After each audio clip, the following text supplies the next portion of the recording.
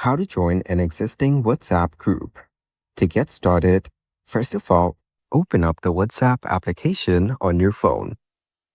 You will then be brought to the chats page. Here, you can view all your chats with friends on WhatsApp. If you want to join a WhatsApp group, then you need to ask a friend who is a member of that group to send you the group invite link. Now open the friends chat. You will find the link in this chat. Tap on the link.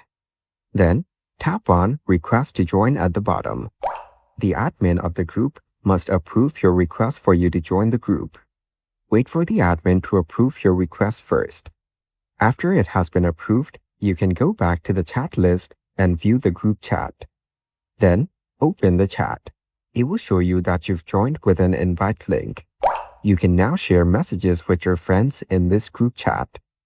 Following these steps, you can easily join an existing WhatsApp group.